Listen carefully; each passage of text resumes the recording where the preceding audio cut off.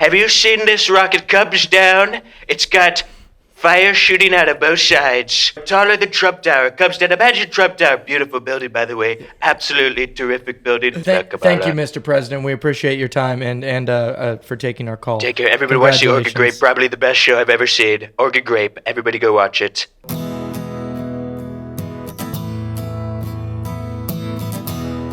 Man, I wonder how much Kamala had to pay all those celebrities, to go for her. Or do you think it's just more so like it's expected of them, like in that realm, it's like you don't get jobs if you don't vote a certain way?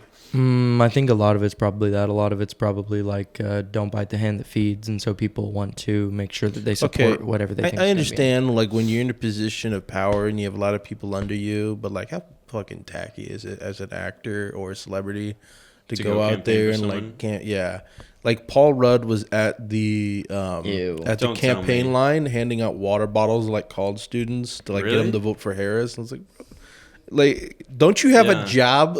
You know what? A lot of it could be is just that it's like they're tied in, blackmailed through Epstein Island, and it could be like that they know. Listen, Jewish. Our names are on a list somewhere, so let's just do what we got to do. It's either a Diddy party list or an Epstein list, and it's Are you recording it?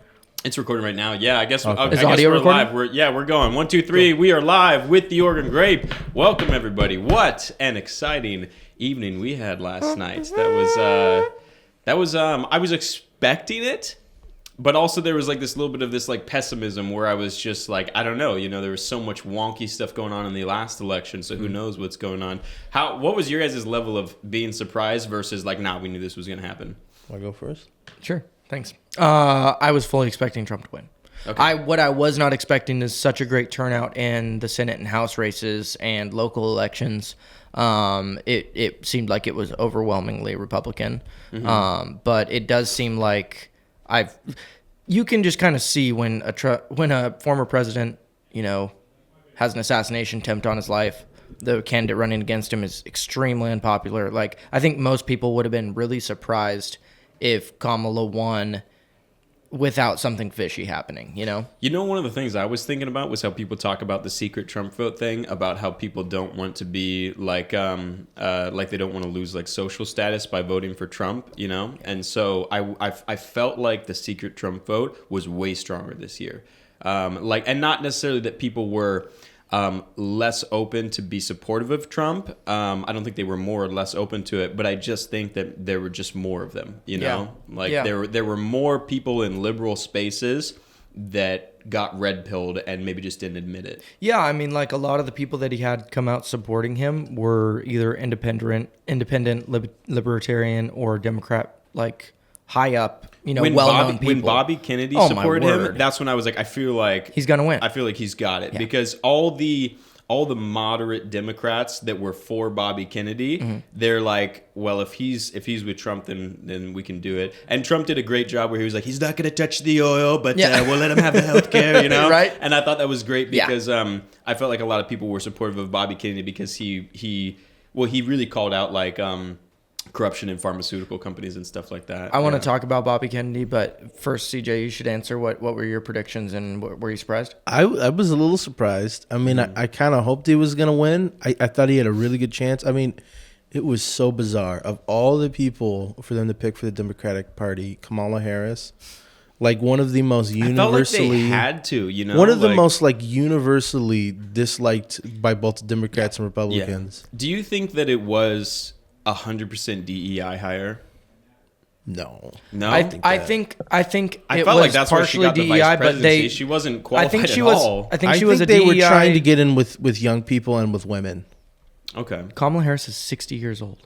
Yeah, but she does look. But we're talking about Pong, or whatever. A lot of young people are going to go that? against the grain and vote for somebody who's of color and who's a woman, which is DEI. I guess in a sense, but so what I think it is that she was a DEI vice president, and then once Joe Biden was obviously, I mean, from the very start he was unfit to run, but when it's okay, we're going to take him out and we have to replace him, they had to use Kamala because otherwise they would lose all the money that they had funded through the Joe Biden campaign. And so I don't think that she was necessarily the best candidate. And it almost seems like they're just counting this as a loss. And it's like, I think what they're going to do is they're going to use all the momentum they would have to put up a better candidate. And they're going to use it to just go after Trump and make his next 4 years as rough as possible. Well, it's weird. I'm pretty sure Kamala and Biden kind of hated each other because you rarely saw them in the same place. And when she ran against Biden to try to be the Democratic nominee for 2020, she like really tore into him and said some like nasty things about him. Yeah, that's something a lot of people don't like to remember is that Kamala ran against Joe Biden and then got chosen. like no votes. And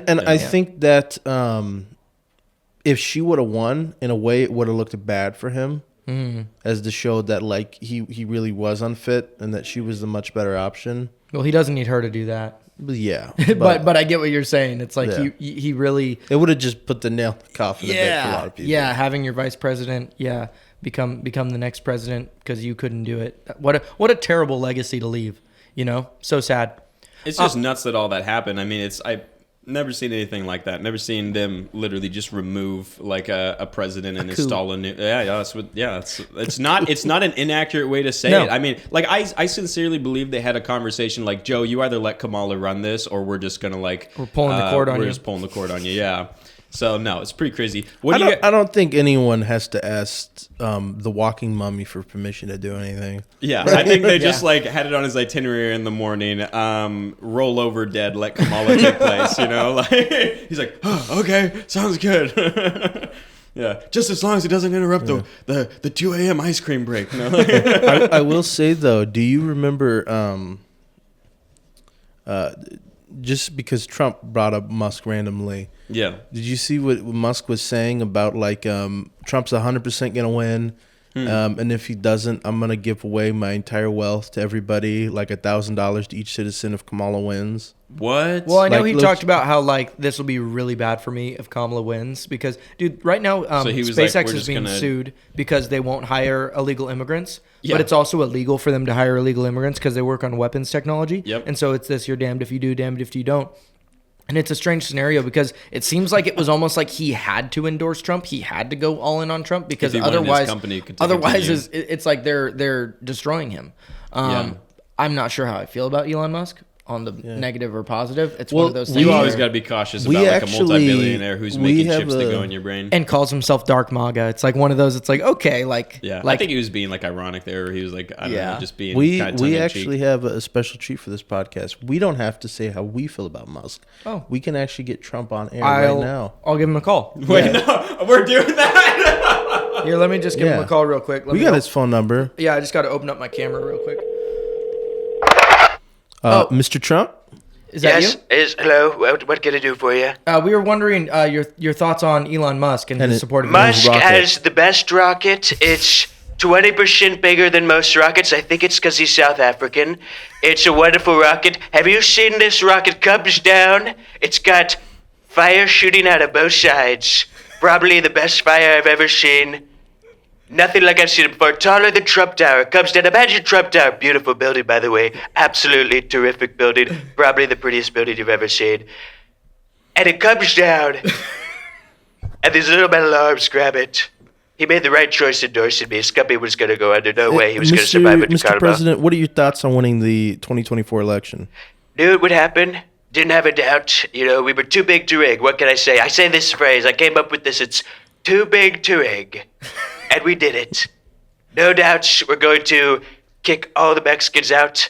Not a single illegal immigrant will be in here. Peanut would have been alive, by the way. Peanut would not have been dead if I was president. Mr. President, you're talking about Peanut the squirrel, right? Peanut the squirrel would be climbing trees. He wouldn't be climbing trees in heaven right now. And he's certainly not going. We all know where Joe Biden's going. Well, he won't be seeing Peanut where he's going.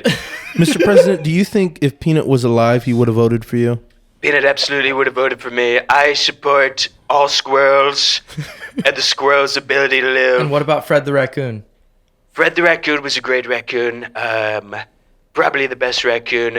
I would have given Fred every trash can to eat out of. There would have been no trash can that was left untouched by Fred the raccoon. Well, Mr. President, we know you're a pretty busy man. Do you have any closing statements for your running opponent, Kamala Harris?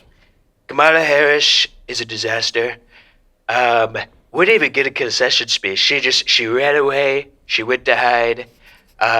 She would be the only person who writes a book after her election. No one's going to buy the book. No one's buying the book. No one cares about Kamala. Thank you, Mr. President. We appreciate your time and for taking our call. Take care. Everybody watch the Orchid Grape. Probably the best show I've ever seen. Orchid Grape. Everybody go watch it. Thank you.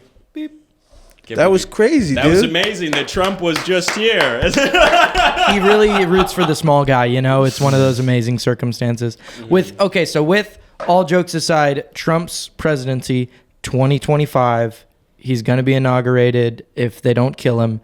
What do you see? That's the scary thing. Yeah. I have what I think I'm looking forward to, what I'm concerned about. What are your guys' thoughts on the next 4 years? Like, what am I anticipating it's going to be like? Yeah, and or excited about. The first thing that you have to think about is basically just how hard they've come out against Trump ever since he was elected and ever since he was running, and all the shenanigans that have gone on with the fake Russia story, and then now with all of this lawfare that's going on where they're prosecuting him for things that have never been listed as felonies, right? I guess you're just going to have to anticipate that it's all going to get much, much worse. So there's going to go much more harder down. I wouldn't be surprised to see another impeachment attempt, you know? But for the actual work that I believe he's going to do, it's going to be interesting to follow it and see how much of this he actually accomplishes, you know, because obviously we know some of the main things that he focuses on. He wants to become more energy independent. You know, he wants to drill, baby, drill, you know, and then he wants to stop wars. Ukraine. Yep. Yeah. And, you know, he says the whole thing Ukraine never would have started that war. They were broke. Ukraine was broke. You know, Iran was broke. Well, I don't think Ukraine started the war. Well, Ukraine did. I'm sorry. I meant to say Iran. Yeah. But he was Iran was broke. You know, they couldn't afford anything. So, that's true, you know? And so Ukraine kind of started the war. How? By pressing the NATO line and wanting to join NATO when it was stated in a peace treaty that they would never join NATO. That was the United States, though, because I mean, obviously Ukraine is going to want to join NATO. It's just they say it was unprovoked, and I think it was very provoked. I think that, and I'm not in a way the United States provoked. Well, it there's such a thing as a measured response, though. That's true. No, I'm not saying Putin should have invaded Ukraine. It's definitely wrong. Yeah. I just think it was one of those things that they treated as something that it's not. And with Trump saying it never would have happened under me, I really think a lot of that is true because he wouldn't have allowed Putin to do that. It's he has a strong arm. Do you think Joe Biden has a strong arm? No. But I really believe Joe Biden would tire himself out lifting ice cream to his mouth, man. Yeah, no, seriously. I will say though, I think it's not just impactful that Trump won. It's also way more impactful that, I mean, we have the majority in the Senate, the House, and the governor for Republicans. Mm-hmm. You know, that's incredible. It's definitely going to allow him to do what he wants, you know? Yeah, well, it's going to mean that the agenda is going to move forward quickly, hopefully. But yeah, I mean, you have the Ukraine war, the Iran war. You know, the thing is he used to say we're going to stop that war before I even get into office. Mm-hmm. And in a way, you can do a lot of negotiating before you even get into office. I wouldn't be surprised if he's getting calls from world leaders right now. Oh, he's already probably making moves. Oh, yeah. I was reading in the news the other night of different people congratulating him from different countries. Yeah, wow. Yeah, absolutely. Yeah. So, no, I think that the Trump presidency was the only option out of the two that had the chance of postponing any kind of global war that it felt like we were heading towards. I think that if there was going to be a postponing of that global war that everybody was anticipating, it was only going to happen under a Trump presidency. So that's honestly the most exciting thing about this is that there will be more global peace because this only president in however long that has not had any new wars started under him. And then immediately when he leaves, Ukraine war, Iran and Israel war. Pull out of Afghanistan and all these. Immediately the world catches on fire after he leaves. So it's the global peace is going to be, to me, one of the most things that I'm looking forward to. And then the other thing is, of course, if he gets the stuff with the border done. And then, honestly, just the economic side of it. I mean, the growth that small businesses saw. And listen, they lie about the numbers all the time. But actual small business owners, could see it. No. Yeah. Yeah. You could tell. You could see small businesses were doing great. and the unemployment was way lower, and the wages were way higher, and it just, you could see that it was way better. So that's one of the things, because we're all business owners, and so I have the wellness shop, I have the art business or whatever. Like, I'm really excited to see how the economic benefits are of this, and just like people having expendable income to spend on small businesses and stuff, because it's gonna be good. Largely, and this might be controversial, but I kind of hope it's not. I honestly, like, what's going on overseas with these different countries at war. It's very heartbreaking. It's not something you ever want, but also as an American living my life day to day, I'm more concerned about what's going on here. And so I kind of like, that to me is like secondary.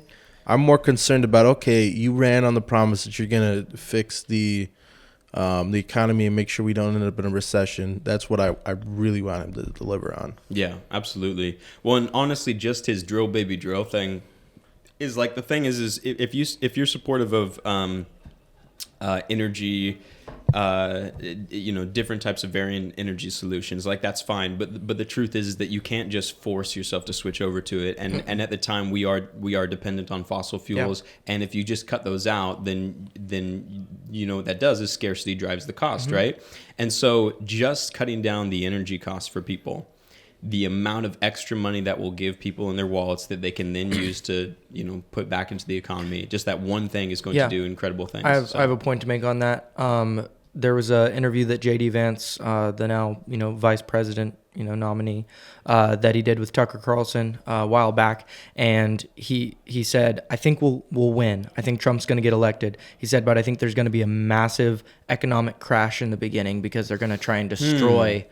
They know economics are his big, like, they did push. that in 2020 as well. Yeah. And so or 2016. What he said the solution was energy independence and massive amounts of energy production, because he said if you drive gas prices way down and we're an exporter, we'll have so much money coming into our country that it's going to offset what they're doing, trying to crash, like, government bonds and stuff like that, if or whatever America it is. became a net exporter of energy again, like, it'd be huge. That'd be huge. And we have enough to do it. But the other thing is, so can I tell you guys the main thing I'm excited about? Like obviously wars is a big one. I don't want my kids to live through, like, World War III. Like that. My whole life, it seems like it's been closer and closer and closer to that. And it's like this year we really reached a tipping point with the war between Israel and Palestine and, like, everything going on there with Iran. And I think the thing that I'm most excited about, aside from peace, is Make America Healthy Again is such a huge deal. I think if we can make America healthy again through what Bobby Kennedy is doing with the Trump team, dude, like 60% of military-age men aren't even capable of, like, passing a physical. Like the amount of poison in our food, the amount of poison in our, like, water. It's one of those things that Bobby Kennedy is really passionate about, and Donald Trump's allowing him to take that passion and put it into an administration. Like, that's huge. Well, that's you want to amazing. know something is, I had a hard time figuring out Trump's view on basically, like, pharmaceutical companies, these kind of health problems and stuff, because he's like a Diet Coke and burgers guy or whatever. But yet somehow he's like, because it's America, freedom. You can choose that if you want. Yeah, sure. But I have had a hard time figuring out what his view is on this type of stuff. And when he did that Joe Rogan podcast, it was interesting to see that he was actually willing to have more accountability of like pharmaceutical and like food companies and things. And it was really cool to see that he was open to that, because I was unsure about it, because I remember watching something where he was like saying like I don't take the flu vaccine. He's like, I have people who take the flu vaccine and they just get the flu every time. So he was skeptical of the medical industry, and that was like cool to see. But then he did kind of like, he was like sort of like on board with the vaccine for COVID and stuff, because and I think it was more of like, for people, how people view him, he needed to like show like, oh, we're getting the vaccine. Yeah. Like, it showed that he was and doing something. I think it was the or people whatever. counseling him as well. You can't expect someone to be educated on every single topic, really, and it seems like a lot of his information comes from different people, and so he was probably guided towards those decisions. Well, we also shouldn't put words in his mouth, like of I think we should more judge it on what he actually did, not what he was probably thinking. That's true. Yeah. No, I mean, Operation Warp Speed was a bad thing with the development of the vaccine, but It's dangerous. But even if so take this. Even if Trump is in support of all these pharmaceuticals that are harming Americans, take that aside. He's bringing in Bobby Kennedy, who is super well educated. Trump's not really going to be making the decisions over health if he places the right people. Well, and also, even when he was making the decisions, he did things that sort of damaged the pharmaceutical industry, where he, what was that thing he did where he basically said that you can't charge Americans more for their drugs. Insulin. What was that Yeah. thing? He got brought like a lot fixed of drug price for prices insulin. down, Yeah, he did. which damaged pharmaceutical companies, financially. So it's not like he was really like just supporting these pharmaceutical companies. And then also he was trying to get more transparency. I remember he was doing something about trying to get more transparency in the way that doctors charge and things. Yeah. Because I've always thought it was nuts that you go into a doctor, you don't know what you're going to get and charged. you don't know what you're going to get charged, and like I remember like when hospitals specifically. yeah. Like I remember, like, I feel like when I go into a doctor's office, I'm the only guy because I don't do insurance. I just like pay for everything out of pocket. And so like I go in and I'm like, how much does this cost? Like they're like, hey, we think that you should get this. I don't know, like you go to a dentist. We think you should get a root canal. I think you should do this filling or whatever. I'm like, well, how much is it going to cost? They're almost like, why are you asking us how much it's going to cost? I'm like, because I'm paying for it. Yeah. Like, why would I not? Yeah. And so the transparency in the medical industry is something that Trump was supportive of. Yeah. So yeah. So I don't know. I think I'm really excited for how Bobby Kennedy's working with him. So and I think they're going to do good stuff together. So with Bobby Kennedy, it's a cool thing because I think he brought a lot of people who wouldn't have voted for Trump. Same with Tulsi Gabbard. Same with, Joe Rogan endorsed him at the last minute, like the day before. I don't know if you guys heard about that.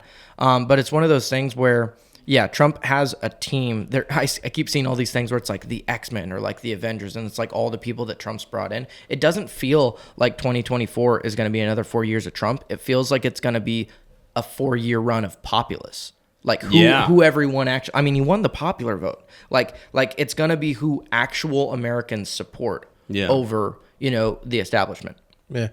Speaking of which, what are your thoughts on Vice President J.D. Vance potentially running 2028, I think? I think a lot of people would like that because he's super articulate. I think I'd like to see how he performs, not just how he talks. Yeah, all we've seen is how he talks. I don't know how he is. He is a senator, I believe, in the state of Ohio, and so the people there can see how he has performed. It'd be cool to dive into his record historically as a senator.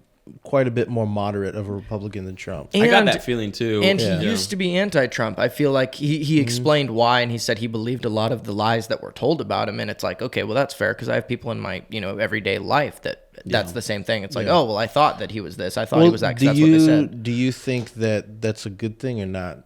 About being more moderate. That's a good question because it depends on what direction this country goes the next 4 years. If this country goes the direction of economic freedom and rolling back regulation and strong borders, if it goes really hard conservative, it might be nice to lean more moderate because there's going to be people who either get left behind or essentially feel like they don't have a place. I'm typically a more moderate Republican as far as like voting comes, but I know a lot of people have very strong feelings about, no, we need to be even more like, you bring the hammer down. I think when it comes to being a moderate, it's like, why are you like being a moderate just for being a moderate's sake, or because you're looking at things in a pragmatic way? And I would say I look from things in a pragmatic way, and I think that you do too, and I know that about you from knowing you. But like the people who say like, oh, we need to be less divided and just like be like more meet in the middle and stuff. You should not meet in the middle if one side is way too extreme this way and the other one is just a little bit too extreme this way. Totally Meeting in the middle doesn't work. Then it should just be on individual issues. Yeah. And so have you ever seen that graph? In a lot of ways, conservatism today is moderate. It is. It's just that the left has gone so extreme. Like that's what I was gonna say. Meeting in the middle would be saying, like, well, let's wait until 18 till we cut off our genitals, right? And then the extreme conservatism would be just don't cut off your genitals, No, that's not even. I would say meeting in the middle would be like, okay, at 14 you can cut off your genitals because they want to do it at 7. Yeah. Like they want to do it pre-puberty. So it's like, why are you meeting in the middle? And are you meeting in the middle because you're trying to like make friends and just be like, like I think for appeasing to me both sides, it's just that I'm more. I just am more moderately Republican. I believe in seeing things from the other side. A lot of ways that we might view the Democrats or the liberals, they view us the exact same way for the exact same reasons. Yeah. And I think that it is important to, I mean, whether we like it or not, largely in America, it is kind of a 50-50 between Democrats and Republicans. There's a large majority of them as well. And I think it's those people matter and their voices matter. I agree, and it's one of those things where I was just looking at the Josephine County election turnout, and we had 34%, I think, for Kamala. And it's one of those things that you look at that and you go, those are my neighbors. That's like... It's more than I thought there'd be. That's more than I thought there'd be. Yeah. We're a pretty red county. And it's one of those things where you go, okay, who are those people? Because I probably run into them at the grocery store and I probably like them, you know? There might be a couple of them, like the one lady during COVID that told me I was abusing my child for not wearing a mask that I wouldn't like to sit down for dinner with. But, you know, it's like she probably voted for Kamala. But aside from those people who are genuinely on the other side of what you believe is right and wrong, there's probably those people who are... They disagree with you on some things, and they probably have believed a lot of lies that the media has told about Donald Trump and his administration, and you really wouldn't hate them as an individual or have a hard time at least having a good conversation with them. And so 34% of our county, you know, voted for Kamala. I'd like to see how we can make it to where, I mean, have you seen the Reagan map? Dude, if you can pull up the Reagan map so we can all look at it and show the viewers, this, we looked up, okay, when's the last time Oregon went red, right? Because we were almost thinking Oregon could go red because Multnomah County had like the lowest voter turnout. Wow. That is the Reagan map. Can you imagine an America that looks like that?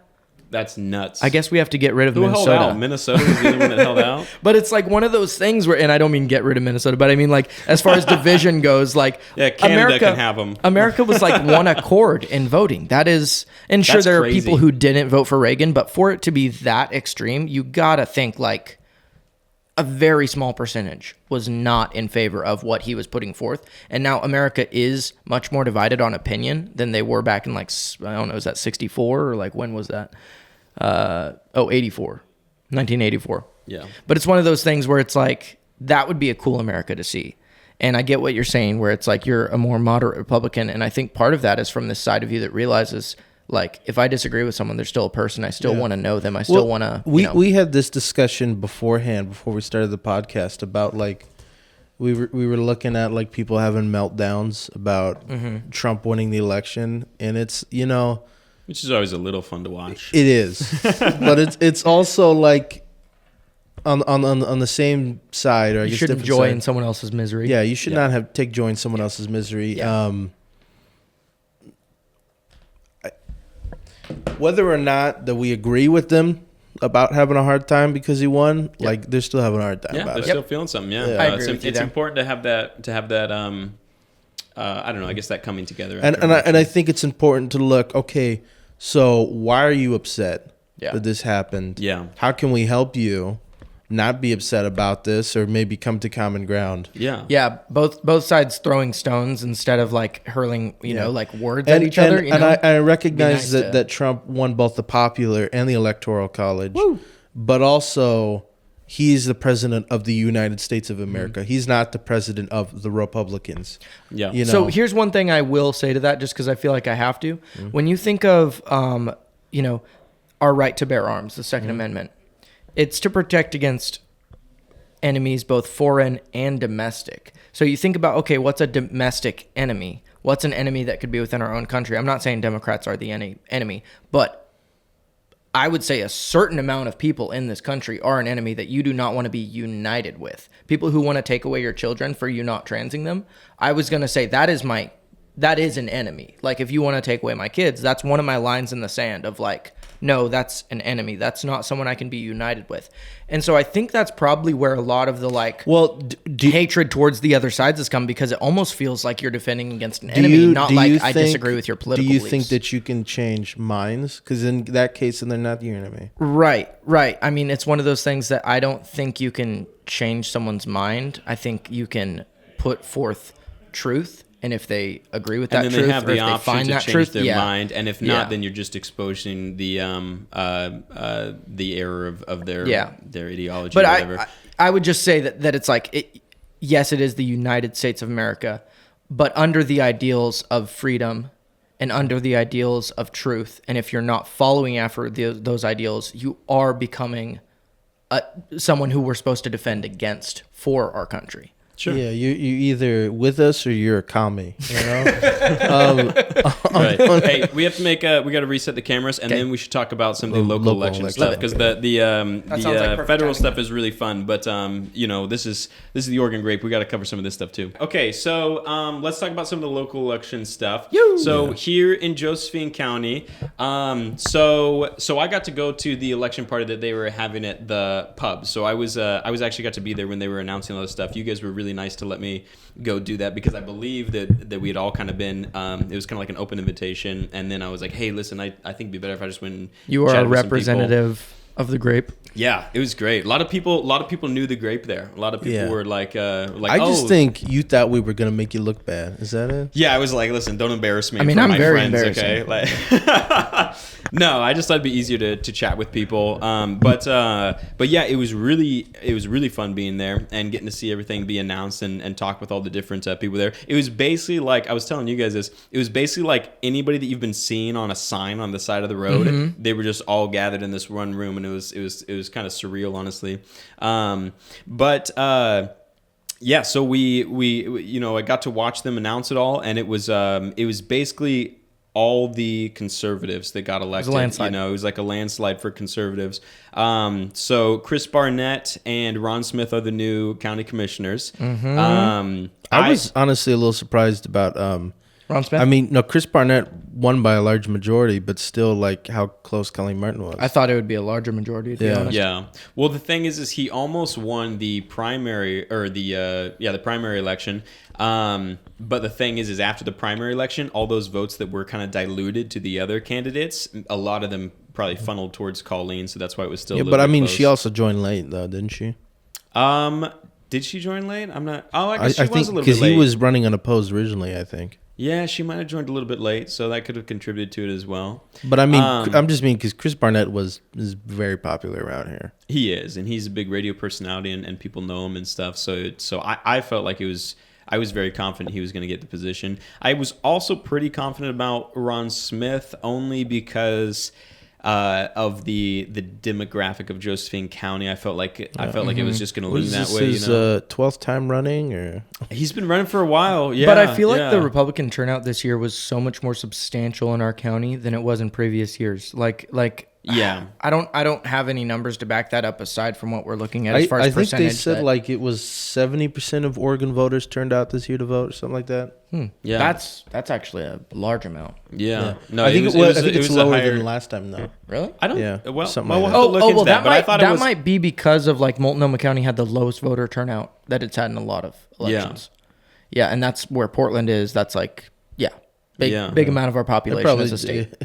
Afraid of more ballot boxes going up in flames. But so one of the things that I thought was interesting, I want to hear your guys' thoughts on how you feel about Chris Barnett and Ron Smith getting in. What do you think we should expect to kind of see in the county with that? We got this very conservative board of county commissioners now. So Trump had a sign up at his election party at Mar-a-Lago that said "Dream big again."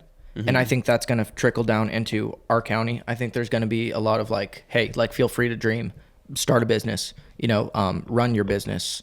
There's going to be probably a lot more prosperity in the economic sector. And I think that hopefully regulations will get cut back for building and we can get housing costs to be lower. Mm-hmm. I think that hopefully some of that stuff that's been a problem can get dealt with. My concern is we didn't have a huge change like on a governor level or on a, treasury level or secretary of state. So I think it's going to be hard whenever the county is hindered by the state. Yeah, absolutely. On that, though, on the statewide issue, we did get Noah Robinson for state senate and then Dwayne Yunker for representative. Yep. So that's going to have, I think, an effect as well. So which I think we should talk to both Dwayne Yunker and Noah Robinson at different times. And you said you talked to Clint, the new mayor. Oh, yeah. I got to talk to Clint Sheriff. Yeah, he's interested in coming on the podcast. Noah Robinson was interested in coming on the podcast. Ron Smith was interested in coming on the podcast. So we'll, over the next, a couple months or so, would you be interested in maybe, if we have time, doing some follow-up interviews with people who didn't win their run?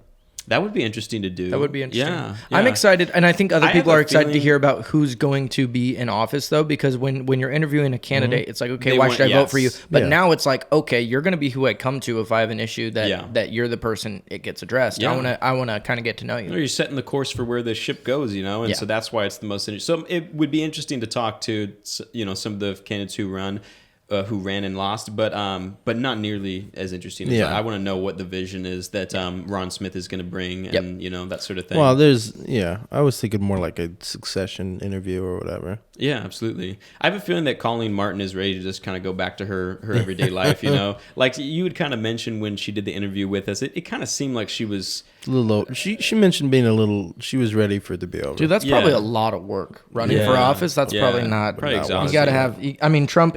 He has energy, like out the hoopla, and I Yeah. think for any public office, you have to have energy because that's a lot of it, a lot of it takes output. a certain amount of bravery to run for office. For sure. And Oh, For sure. absolutely, yeah. So we got Mark DeYoung as well for county treasurer. Oh, yeah.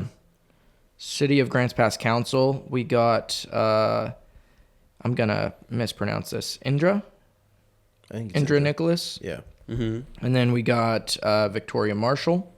We got Eric Schlegel. Schlegel, I Schlegel? think. Yeah. Sorry for my bad pronunciations. And Kathleen Crone, who I know. Yeah, She's awesome. So even the city council was very conservative, and Jay Meredith, who we had on the podcast, he was also running for city council, I believe. He got and- 44% of the vote. Did he? Okay, Yeah, oh, that's pretty Victoria good. Victoria Marshall over him. Okay, Got 55%. But for the city, I remember hearing the council candidates on the Mike Jones show, as well as Clint Scherf, and they were really talking a lot about the homelessness issue, and they really want to kind of take a little bit more of a heavy-handed, tough love approach. You know, they're very anti like giving out tinfoil and needles to people. You know, That's like they one of wanna the do. kind of things I'm concerned about because right now they've been closing up those in-town camps a bit. Yeah. Now that they're starting to open up the warming centers, but once that's over, are we gonna go back to those camps? Or are they gonna have something Yeah. figured out by then? They should have something figured out by then, I would hope. And with Yeah. the city council, they will be acting at that point. So hopefully they're coming up with a plan now. That way they Yeah. can put it in place. Also, I think a lot of it is like school board and making sure that certain agendas don't make it into the schools. Yes, I thought I remember them talking about that as well. Did we ever hear back on the recall petition for John West? Is that going to be on the separate ballot? We're not going to know about that, I think, for a little while longer. Yeah, because they got a little bit longer to figure all that out, and it takes time to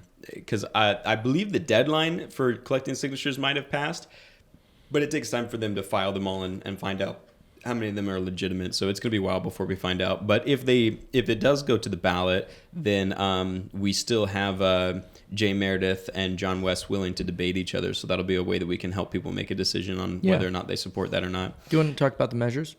I do, but I just to close off the candidates and stuff, you know, with these new city council members, the new mayor, these new commissioners, it's really going to be a very interesting experiment over the next few years because you have this and also we didn't mention this, but on a federal level, we got the majority for the Senate. Yeah. The conservatives got the majority for the Senate, and so that's going to be really interesting to see. And so what it's looking like both on the federal level and on our state level is that it's going to be a very conservative government over the next 4 years or so. Yeah. And it's going to be really interesting to see how that works. And what I'm Well, we expecting still- is huge economic development, you know, because that's what happens under conservative governments. Still got a large majority of the state. Is still Yes, very that's Democratic. true. For You're our still gonna Oregon do this, state, yeah. And, but even then, we got some great conservative reps and stuff we going did. up. So we'll have some representation up there. But let's talk about the ballot measures. I will say though, before we begin with the ballot measures, not all of these are called yet, but That's true. they're all. We pretty much have most of the results of what's Yeah. it's going to And by the time 'Cause this it's- episode comes out, I'm going to try and get this out as there's soon as we can. there's but very they little. might be called by then. There's very little kind of like moderation in the ballots. It's all pretty much yes or no, and like large majorities. Yes, absolutely. And I mean, we were up till, I don't know what time you guys were up till last night, but we were up till like 1 a.m. I was I was here at going the to studio. say, I don't think I fell asleep before 1 a.m. We were Yeah. all here past midnight. Yeah. Yeah. So what we got here is, so most of this stuff ended up as a no. And if you remember when we did our episode on these ballot measures, I was basically of the mind, I was like, I feel like I could probably vote no on all of these, and that would be like a safe bet. Yeah, there were only a few that I was interested in to see. Same. And those were the ones that passed. And those are the ones that passed, yeah. So we have Oregon Measure 115 creates a process to impeach and remove elected officials. That one actually passed. And, the reason, so just to be clear, every other state has an impeachment process for their state. We're the only one that did not have one. So it's not like it's a crazy radical thing to have an impeachment process. Yeah, we've always had a recall process, but now the state legislature can impeach people. Exactly. The process before was that you had to do the recall petition route. I had somebody mention that they think it's because of conservative walkouts, and so you're going to be able to impeach somebody, that they are going to be able to impeach somebody if they're doing walkouts or something like that. Yeah. And I voted no on that one because so far I think that impeachments a lot of times are not based on conduct. They're based on I don't like you and I don't want you in there. And it seems a lot based on politics. And so I don't really want to devote that power to representatives and so that's why I voted no on it. I think that it should be hard to get someone out. Well, and it's an interesting conversation to have. And I was almost wanting to do some research on the history of recalls versus impeachment processes because it makes sense to have the public elected the official. It makes sense to give the power to recall that official to them as well. Well, we still have that power, but now they also. That's true. It does not get rid of the recall ability. Oh, that's good to know. Yeah, you're still able to do that. And that one passed, or at least 73% of it's been reported. That one did pass. Yeah. Okay. Yep. 62.8% The other one that's in not favor. official but looks like it's going to pass is 119, which basically makes it so that any cannabis business can't their employees are allowed to discuss and form unions without involvement from management of the companies. Yeah, this was one that I didn't really care too much about, but one of my concerns with it is that it almost seemed like an infringement of the cannabis business's right to free speech and just their ability to oppose something if they wanted to. It basically said you have to remain neutral when your employees are negotiating. Well, so these, I'm not deals. too big. I don't know anything about the cannabis industry except from what I've learned from you two. Yeah. But my question is, were they exercising their free speech right, or were they union busting? I don't know enough about the industry. I don't know. But the thing is as a business owner, I am very cautious of unions because I know that when you have a strong union, it basically means that you don't get to make decisions about your business to a certain degree. It takes away, it just seems like to me, ideologically, it's I built this business and now the union is telling me how to run it. I think there are pros and cons to it. The pro is you can't push around and mistreat your employees. Yeah. But to a certain extent, your employees get a little free range to push back and push the business. Well, and unions started because corporations were treating employees very poorly, and they were making them work like these. Yeah, newsies stuff, working 12 hours a day. In these basically the reason we have unions in America is due to miners. Like working out in the mines and children. I'm just kidding. They straight up probably at that point they straight up they had the U.S. Army show up and shoot these people. Wow. For wanting workers' rights. So I don't think that a union is entirely a bad thing. It's funny how something can start one way and then you get to the point where it's actually a mob boss who's shutting down the U.S.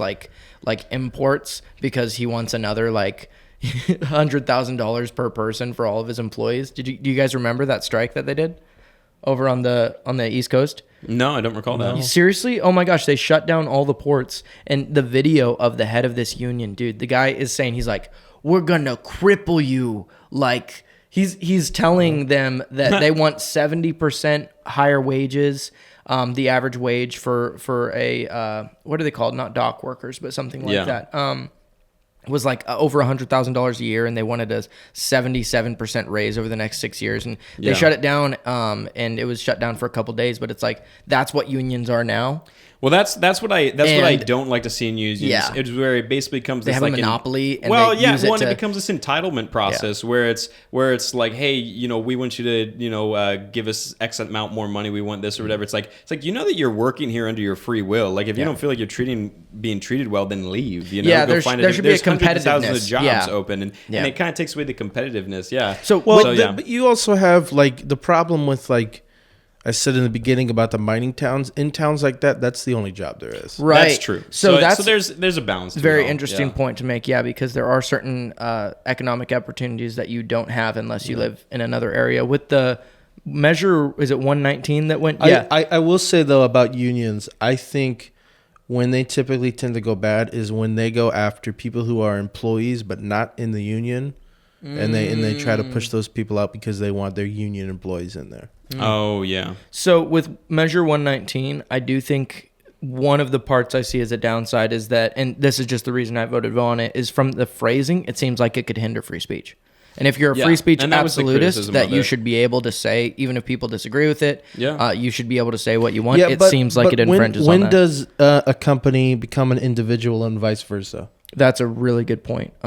It's one of those things that if this is an issue, I'm not educated on the actual issue that's happening, like why they needed to lobby for this law to be put into, or this measure to be put into place. So I guess I'd be more interested to learn about that. So I honestly, like I said, I wasn't super interested in the Measure 19 for the marijuana businesses because marijuana is a pretty big part of our economy, but it's just not something that interests me that much. I wouldn't like to see. I really wish it wasn't a part of our. I mean, I was gonna say I wouldn't like to see us be dependent on marijuana. I am fine. Lumber. Yeah, I am fine with people and their right to smoke marijuana or consume it in any way. However, I do think that, and this is something people always say with like certain industries about, well, if we make it legal, we'll make it relegated and we'll get rid of all the illegal stuff, which is historically never been true. Yeah, so actually, every time you make something legal and we could do such a large segment on this. Yeah. We could do a huge segment. Well, honestly, we'll move on to the other ballots, but to clarify my view on the marijuana industry is it's like the reason that I'm supportive of it as a medicine. Obviously, my dad used to help even people, we had cancer patients who were I'm supportive of it, but we had cancer patients who would like come and buy a product and they were like, hey, this is curing my cancer. Please don't stop doing this. So I understand the medical benefits of it. But I'm more so concerned. A large majority, not all of it, but a large majority of cannabis production we have here is like due to cartels and illegal businesses running them. There's a lot of illegal stuff going on. For me, I just don't believe that it's like a cornerstone industry that I would like to build Oregon's economy on. Hemp would be a different story because you can do the textile products, you can create lumber and building materials from it. I would actually love to see Oregon make a little bit more of a push towards hemp because industrial hemp. Well, industrial hemp, yeah, because you know how we talk about like you can't force a green initiative because like in a capitalist economy, it kind of has to be profitable. Because you have to get rid of all the farmers' tractors. Yeah. So like I would never say like, hey, we have to like put initiatives in place to get people using hemp products instead of like lumber products or whatever. And I would never try and force that. But hemp regrows every year. Yeah. And you could use that could be economically beneficial for the business owner, like if you just made that work. Like corn in Kansas, hemp could be in Oregon to where it's the farmland is used for it, and you're able to make clothing, like cotton. You're able to make all these things out of it. You're able to make building products. Honestly, we could do an episode on the hemp industry. So the other measures these are the no measures. Measure 117 authorizes ranked choice voting. Looks like that one went through with a no, so we will not have ranked choice voting, which is a great thing. That would have been a disaster. That is such a confusing. Do you know that's how other counties in Oregon do it too? Because I kept seeing all these ads. A couple, like Portland. Yeah, but I kept seeing these ads, and it was like, make sure you rank this candidate as number one, and rank this candidate number two, and it's like these candidates getting together and basically like creating this like weird web of confusion of like, oh, rank me, and rank us together, and then it becomes okay, who's getting the vote? It's not good. I don't like that. Vote for your guy. If he loses, bad on you. Yeah. Oregon Measure 118 raises corporate taxes to provide rebates to individuals. This was the worst socialism. Look at the large disparity between votes on that. That was a vote for socialism if you voted for that. This gives way more faith in the Oregon voters because that these were liberals that had to vote no on us for it to get that high of a 78.8%. 78.8% against 21.2%. Yeah, that's good to see. Who the hell are those 21.2% who were basically like, I want my groceries to double in cost. You want to know what I actually think it is? I think it's people who saw a sign that said vote yes on this and they go, okay. And they actually, I think it's people who didn't even know what it is. Free money? Yeah. The other one that looks like they haven't called it right now. They probably will by the time this episode airs, but it looks like it's leaning towards no, which is the Measure 116, which creates a commission to set salaries for state officials. This is the one we were talking about where it basically was a way for representatives to circumvent giving themselves a raise and just giving it to this commission. And I voted no on it because I had a feeling that they were going to have a lot of influence over this commission, and it was just going to be a way for them to circumvent getting a raise. Which also, you make enough money. In my opinion, you shouldn't be making any money doing this. Yeah, if you're a public servant, why are you? Yeah, no, there's an argument to be had for that. Why are you asking for a raise? But yeah, so it looks like those things went no, and the things that went yes were the things that I was honestly not as concerned about. It will be really interesting to see how the impeachment one is used. This is something that as a podcast we should pay very good attention to. The impeachment one is to pay attention to if this is going to get abused or not over the next few years. I don't think that we're going to in 2 years we're going to have a gubernatorial election, and so we'll be getting a new government in there or a new governor in there. So it'll be interesting to see. What do you call it? Election? A Gubernatorial. Yeah, that's like one of my favorite words. The notorious goober. Yeah, it means a government election or a governor election. Okay. Yeah, the gubernatorial race. Yeah, it's one of my favorite words. Because it's like such a, it's like a political word, but it's so silly. Yeah, right. So this obviously does not apply just to the governor. This applies to other elected officials, and so I believe it could be used against a senator or a representative. So it'd be interesting to see if this gets abused or not. If it's used in the right way, then I'm not worried about it because every other state has a impeachment process. What do you think the right way would be? Because for me, I think the right way would be for it to basically not be used unless absolutely necessary. Well, I have not read the language of the impeachment process for Oregon, but usually it's felonies, misdemeanors, high crimes. There we go. That sort of thing is if there's actually been a crime committed think or something. Bill Clinton. Right. Or maybe don't think about that. Yeah. I try not to. I try to never think about Bill Clinton. Yeah. That guy has aged terribly. Oh my gosh, man. It's like, I swear, hell has him by the heels, and it's just dragging him down. Like they took a vacuum to his blood, and he's just turned into a skin bag. Yeah, absolutely, yeah. Pull up a picture of Bill Clinton real quick. Till just you reach 2024. that age. I'm sorry, we're not just bagging on someone who doesn't deserve it. This guy's done some bad stuff, but when it comes to what Bill Clinton used to look like and what he looks like now, the guy is falling apart. Nah, they got him airbrushed in this. Oh no, that's not the one. He used to be a pretty good looking guy. He just spoke the other day, and it looked like Emperor Palpatine. Yeah, there we go. Yeah. This attempt on my life is there's even worse than that. Yeah, it's not looking super good. Yeah. That's all right. The world is harsh on evil politicians. Well, hey man, he's married to Hillary Clinton. It must be. Oh, tough. that would do it to you. That would age anyone. That would do it to you for sure. Yeah. No, so pretty crazy. I mean, honestly, I think in all, this election cycle went pretty good. I think that my main thing that I'm interested in seeing is the changes in the economy. Yeah. And as many of our friends are business owners, and so we're going to get to experience that firsthand. And maybe we should start having on some business owners and talking to them about love that idea, how they feel about this. And what now that election season is over, we don't have to keep. Not that I don't enjoy interviewing governors and or commissioners and all that, but we do it a lot, and it'd be nice to change things up a bit and get in some business owners. We'll get some diversity. Get some variety. Maybe a local comedian or something. Yeah, that would be fun. God. Yeah, I know Comedians are the comedian. worst. Yeah. they're right down there with artists. Yeah, we don't listen. One starving artist is enough for this podcast. Yeah. Well, this is a pretty momentous thing because last night I think a lot of people had a little bit of faith restored in elections. Hopefully, it's one of those things that moving forward with Trump being there, he can put in a lot of election integrity, voter ID, hopefully, to where you have to show that you're an American citizen. Yeah, get rid of mail-in voting. Yeah. Like if some of that can be fixed, the country could start on the right track, and there could be some optimism. But I'm just actually praying that the economy is not wrecked by those opposing Trump, and that the attacks they basically hurl, the fiery darts of the devil, that those attacks waged towards him are just completely extinguished, because it would be really cool to see the things that are being proposed, the peace, the health, the wealth, all of that come to America. Yeah, absolutely. Well, and I think nobody more so even than the Democrats wants to be wrong and have Donald Trump be a great president. Yeah. So yeah. Well, hopefully it can be something that even from our local county to all the way to the president, that it's like a success and a coming into agreement as America, like I'm just picturing the Reagan map in my head of like America coming to this like united opinion of, yeah, this is the direction we're going, and get on board and we're all going to be awesome.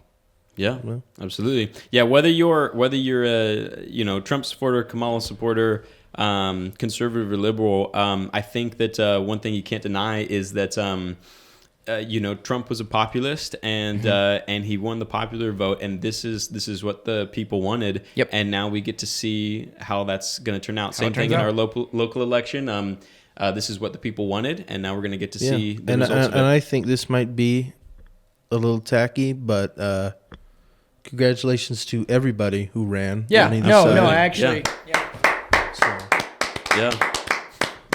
Yeah. You all get a trophy. You all get a trophy. Yeah, it's coming in the mail. No, I'm excited to see how things go, and what a great time for the Oregon Grape, to get to covering everything that comes after this election cycle and seeing how things change over the next couple of years. It's going to be big things to come. Cool. Yeah. All right. Thank you for tuning in, everyone. See ya.